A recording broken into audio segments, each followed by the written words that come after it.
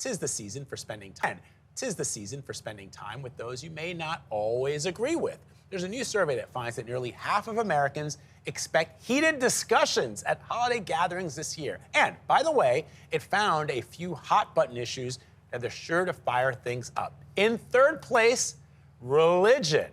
Never talk about religion. Coming in second, family issues like parenting and finances.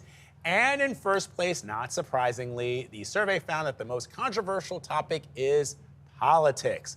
All this has 1 in 2 people planning to avoid holiday gatherings altogether. That's because more than 30% of people say they don't think it's possible to have productive conversations about different views without conflict. So how do we navigate all of this? How do we agree to disagree? Well, Dan Lyons joins us. He is the best-selling author of the book, The Power of Keeping Your Mouth Shut in an Endlessly Noisy World. Such a great title. Yes. He's also the editorial director of DocuSign.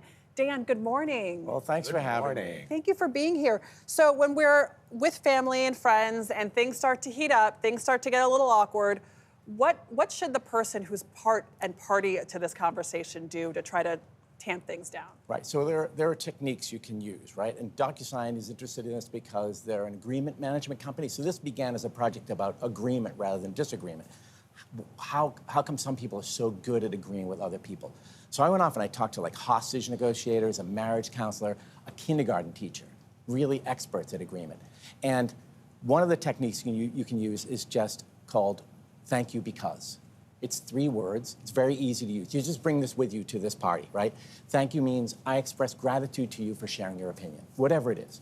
Because is I explain something I admire about your opinion, something I think is good. Now, once I've done that, now I can tell you what my opinion is, but because I've listened to you first, you're more likely to listen to me in return. And that is going to start bringing down the temperature and also it's sort of like showing somebody respect, which is what you want to begin with.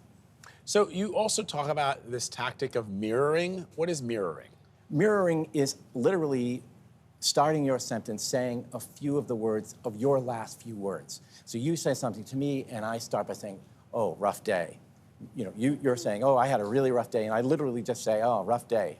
And that actually keeps you talking. So mirroring is a way of me showing you, look, I'm listening to you, I'm actually hearing what you say, and I understand you. So you're also building empathy. A lot of these agreement tricks actually all roll back to empathy, just showing someone, hey, I understand how you see the world, and I understand why you see the world that way. I may not agree with it, I don't share your view, but I get it, I get you. It's noteworthy that the other word is because, right? Thank you because and not but. The other B word that can lead to things riling up. But isn't there something to be said about disagreeing? I mean, if we're all just like, yes, yes, yes, yes, you're right. That's like, a good point. you know, to create progress in a family and to like not shy away from things. I like to say, you know, there are 8 billion people in the world, right? There is not one person out of those people that I agree with about everything, every day, all the time, forever, right? Life is essentially about living with people that you disagree with and being able to, you know, to navigate that and negotiate that. I'm married. I think if you're married, you understand that, right? It's from little things like where do we go to dinner tonight to big things, you know, like big, more momentous decisions.